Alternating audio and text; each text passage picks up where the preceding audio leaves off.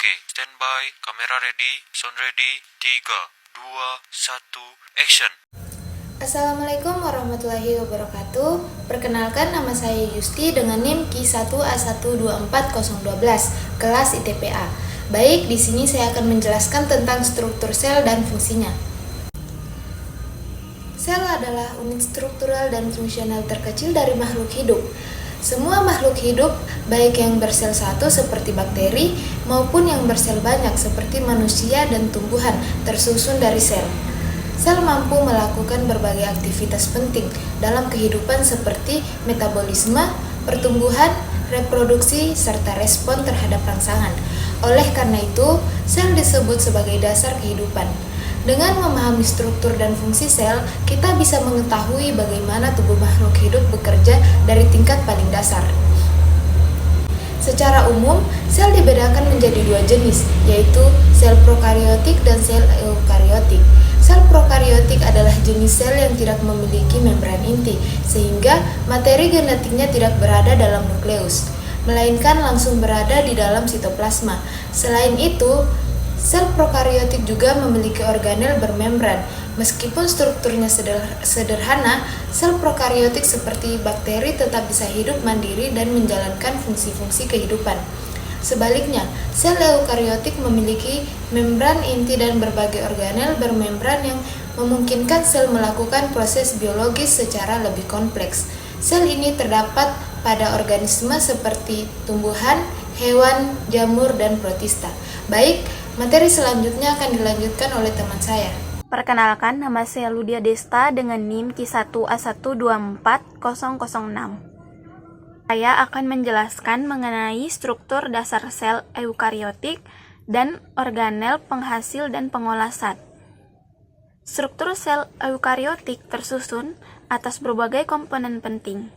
Bagian terluar adalah membran sel yang bersifat semi-permeabel dan berfungsi untuk melindungi isi sel serta mengatur keluar masuknya zat. Di dalam membran terdapat sitoplasma, yaitu cairan sel yang menjadi tempat berlangsungnya berbagai reaksi kimia dan tempat semua organel berada. Salah satu organel utama dalam sel adalah nukleus atau inti sel. Nukleus berfungsi sebagai pusat pengendali aktivitas sel dan tempat penyimpanan informasi genetik berupa DNA.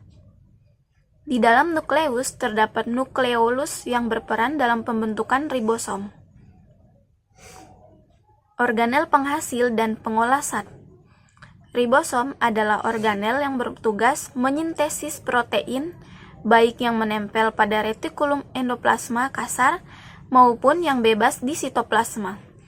Retikulum endoplasma kasar membantu pengangkutan dan sintesis protein, sedangkan retikulum endoplasma halus berperan dalam sintesis lipid dan detoksifikasi zat beracun.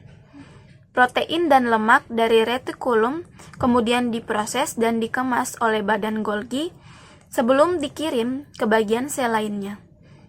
Mitokondria juga merupakan organel penting karena berfungsi sebagai tempat respirasi sel dan menghasilkan energi dalam bentuk ATP yang dibutuhkan untuk berbagai aktivitas sel. Assalamualaikum warahmatullahi wabarakatuh. Perkenalkan, nama saya Vivi Mardianti dengan NIM Ki1A124038 yang akan meneruskan penjelasan terkait tentang sel. Baik organel khusus pada sel hewan dan tumbuhan. Selain organel umum, terdapat organel khusus yang membedakan sel hewan dan tumbuhan. Sel hewan memiliki lisosom yang berfungsi untuk mencerna zat asing dan organel rusak, serta sentriol yang membantu dalam proses pembelahan sel. Sementara itu, sel tumbuhan memiliki kloroplas yang mengandung klorofil untuk melakukan fotosintesis, yaitu proses mengubah cahaya matahari menjadi energi kimia. Sel tumbuhan juga memiliki dinding sel yang memberikan bentuk tetap dan kelakuan, serta vakuola besar yang berfungsi menyimpan air, cadangan makanan, dan zat sisa metabolisme. Organel-organel ini tidak ditemukan pada sel hewan. Jadi kesimpulan, dengan memahami perbedaan struktur dan fungsi masing-masing organel, kita bisa melihat bahwa sel merupakan sistem yang sangat kompleks meskipun ukurannya yang sangat kecil. Setiap organel dalam sel memiliki peran penting yang saling mendukung agar sel dapat hidup dan menjelaskan fungsinya dengan baik. Dari unit terkecil, inilah seluruh proses kehidupan bermula dan berlangsung. Maka dari itu, mempelajari struktur dan fungsi sel bukan hanya penting dalam ilmu biologi, tetapi juga menjadi dasar untuk memahami berbagai ilmu lain seperti kesehatan, bioteknologi, dan ilmu lingkungan.